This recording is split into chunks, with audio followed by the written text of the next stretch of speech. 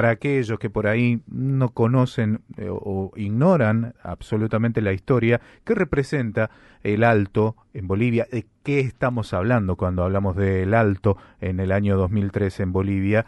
¿Y por qué Yayagua es ahora el escenario del derrumbe del Estado plurinacional?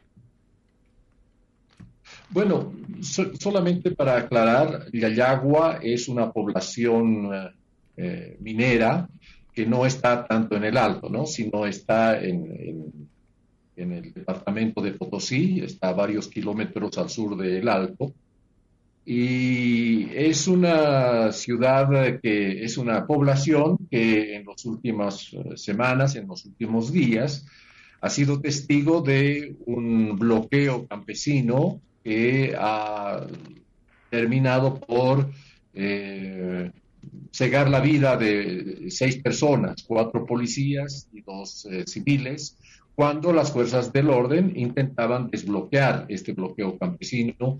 Estaba reclamando tenía dos demandas. La primera demanda era por la crisis económica y la subida de precios que está viviendo el país, pero también la segunda demanda era para reclamar que el Tribunal Supremo Electoral pueda habilitar la candidatura de Evo Morales, ¿no? Entonces, a partir de esas dos demandas se han producido enfrentamientos que han derivado en estas muertes. Y en algún caso yo he comparado estos hechos que han sucedido en el Ayagua con lo que ha sucedido en la ciudad del Alto hace aproximadamente más de 20 años atrás, en el 2003, porque también en el 2003 hubo un enfrentamiento y una masacre en el Alto que significó la conclusión del ajuste estructural que por 20 años se llevaba en Bolivia. Y desde mi punto de vista en Yayagua, en el 2025, significa un proceso de finalización del Estado plurinacional que también estuvo vigente en el país por 20 años. ¿Por qué o qué pasó en Bolivia para estar con índices inflacionarios hace 4 años del 3% anual a tener una inflación interanual en mayo de 18.4%? Son datos del Banco Mundial, corregime si estamos errados, pero se habla de esto, de 3% de inflación en el año 2018 y estamos ahora con 18% de inflación. Sí, en realidad en los últimos años Bolivia ha vivido una estabilidad, una importante estabilidad económica que ha rondado en tasas bajas de inflación, alrededor del 5% en promedio, desde el 2005 hasta hasta recientemente, nomás hasta el 2021-22, pero que en el último año, en el 2024, la tasa de inflación ha superado los 2 dígitos, estábamos en el 11%, y en el 2025 se prevé que nos vamos a acercar al 20% de inflación anual. La razón principal es estructural, es el agotamiento de nuestras exportaciones de gas. Vendíamos gas a la Argentina y a Brasil, que han disminuido profundamente, los precios han bajado de la exportación de gas, lo que significa que Bolivia ha disminuido sus exportaciones, eh, su ingreso por divisas en dólares, desde más de 6.000 millones de dólares al año durante buena parte de los gobiernos de Evo, a menos de 1.000 millones en los últimos años. Entonces ha habido una disminución del 600% de nuestros ingresos por exportación del gas, lo que ha significado que el Estado haya dilapidado sus reservas en moneda extranjera de más de 14.000 millones de dólares a menos de 500 millones de dólares actualmente. O sea, el Estado boliviano está prácticamente en bancarrota, lo que ha significado una elevación de precios, emisión inorgánica de moneda y una inflación que Bolivia no la veía en los últimos 40 años. La última inflación relevante que ha tenido Bolivia ha sido en 1985 con una hiperinflación, y ahora el temor a llegar a una inflación galopante está presente en toda la población boliviana. Julio, hace muy poco la Organización de las Naciones Unidas lanzó un informe acerca del riesgo que corre Bolivia de hambruna. El ministro de Desarrollo negó rotundamente esto. ¿Cuál es la verdad, digamos? ¿De qué lado podemos ponernos? ¿Hay hambruna o probabilidad de hambruna en Bolivia o no, como dice el ministro de Desarrollo Cusianqui? Bueno, en las últimas horas también la Organización de Naciones Unidas ha matizado su afirmación del riesgo de hambruna, diciendo que se trata más bien del riesgo de algunos sectores muy vulnerables en la sociedad boliviana.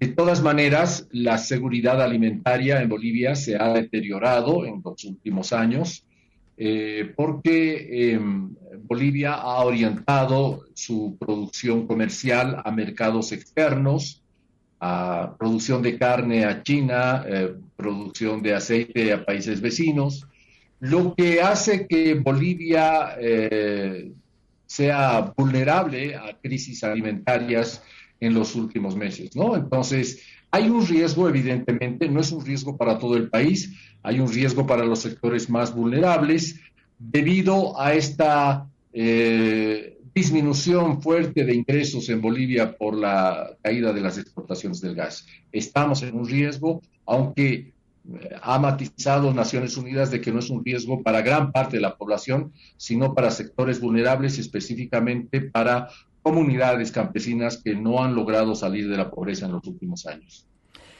Julio, quería preguntarte acerca de Evo Morales. Él finalmente fue habilitado para ser candidato a presidente en las elecciones que tienen los comicios, que son el 17 de agosto. Esto es así. ¿Cómo se ve la posibilidad de que él vuelva a ser presidente de Bolivia? Bueno, Laura, tenemos dos problemas. Tenemos un problema estructural en Bolivia que es la influencia política en el sistema judicial de nuestro país.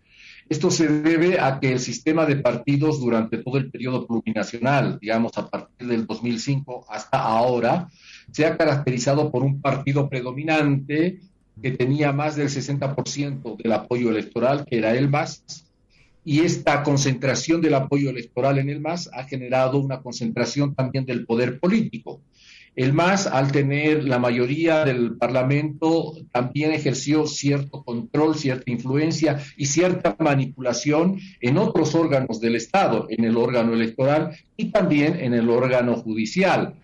Y a raíz de ese control del partido predominante MAS en el órgano judicial, se tuvo que, en el 2019, el Tribunal Constitucional Plurinacional habilitó inconstitucionalmente a Evo Morales como candidato para estas elecciones, porque hubo un referéndum en el 2016 que dijo que él no podía ser candidato, pero el Tribunal Constitucional, manipulado por el poder político, lo habilitó inconstitucionalmente. Y ahora, en 2025, tenemos el proceso inverso, en el cual el Tribunal Constitucional lo inhabilitó a Evo Morales, pero también inconstitucionalmente. ¿Sí? En este momento, Evo Morales no está habilitado para ser candidato, lo que ha generado protestas campesinas en las últimas semanas en el país. Ah, correcto. O sea que las protestas son a raíz de esto, de la imposibilidad de Sí.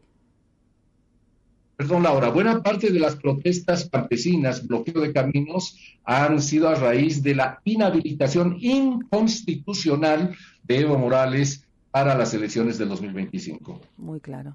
Bien. He visto una conferencia de Álvaro García Lineras en la Universidad de Buenos Aires.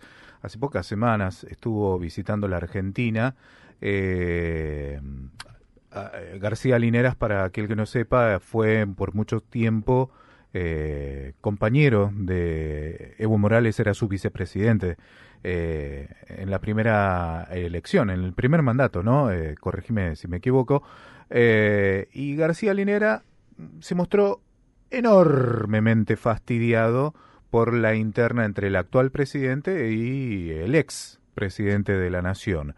exhibiendo no solo su fastidio, enojo y desengaño, sino también exhibiendo lo que parecía ser un malestar social a partir de esta fractura interna en el ámbito político que podría ser, a vista de García Linera, aprovechada por la derecha y bueno, ubicarse luego en el turno electoral que corresponda. Contame vos cómo ves el escenario, teniendo en cuenta, lógicamente, esta interna y qué está haciendo la derecha para organizarse. A ver, García Linera fue vicepresidente de Bolivia junto con la presidencia de Evo Morales durante 14 años, desde el 2005 hasta el 2019. Es decir, durante 3 elecciones fue, junto con Evo Morales, reelegido como vicepresidente todo el tiempo. La hipótesis de García Linera es que la etapa plurinacional está llegando a su fin, principalmente por una división interna entre el MAS, entre lo que él llama el liderazgo carismático de Evo Morales y el liderazgo más institucional del actual presidente Luis Arce, y que no hubo un proceso de transmisión del poder sencillo entre ambos liderazgos, como probablemente también sucedió en alguna interna en el kirchnerismo en los últimos años. El problema con esta evaluación es que es una evaluación de García Linera sesgada, porque él centra todo el problema del Estado plurinacional en la pelea interna entre Evo Morales y Luis Arce, pero olvida o no enfatiza lo suficiente que el Estado plurinacional está llegando a su fin por el propio agotamiento interno del Estado plurinacional en términos económicos, organizativos e ideológicos, un agotamiento interno que comenzó prácticamente desde el 2011-2012 y que no fue atendido adecuadamente por el MAS, no fue reflexionado críticamente por el MAS y por el propio García Linera. Entonces, ese su sesgo hace que centre demasiado su atención en la pelea interna cuando el problema del Estado plurinacional es un problema estructural interno de agotamiento histórico, frente al cual el liderazgo del MAS, incluido García Linera, no supo tomar acciones a tiempo. Ahora el MAS está dividido en 3 facciones: la facción arcista, que casi no tiene base social, del actual presidente; la facción evista, que se ha reducido a un apoyo focalizado en el Chapare; y la facción androniquista, de un líder joven, discípulo de Evo Morales, que tiene algún apoyo de algunos sindicatos, de algunos sectores populares, pero que en las últimas semanas se ha visto muy debilitada porque la facción androniquista no se ha separado fuertemente de la facción evista. La facción evista en este momento está muy desprestigiada en Bolivia por los últimos bloqueos y las muertes a raíz de esos bloqueos, y ese desprestigio está contaminando a la facción androniquista. O sea que el MAS está fracturado, está dividido, sin mucho apoyo electoral. Frente a esa profunda debilidad y agotamiento histórico del bloque popular y a ese faccionamiento del MAS, la derecha tampoco logra organizarse, también está dividida. Hay 3 candidatos fuertes de la derecha, que son Samuel Doria Medina, empresario, Tuto Quiroga, ex vicepresidente y presidente de Bolivia, y un alcalde de la Ciudad del Valle, que es Manfred Reyes Villa. ¿Y qué pasó de Janine Áñez? ¿Qué quedó Janine Áñez? No, ella está presa sin un proceso. ¿Pero no tiene lugartenientes? No, ella nunca ha implicado un peso electoral o político importante y relevante, o sea que ella está presa ahí y casi olvidada. Entonces, estas 3 facciones y otras facciones de la derecha no logran unirse, no logran presentar una propuesta que enamore a la ciudadanía.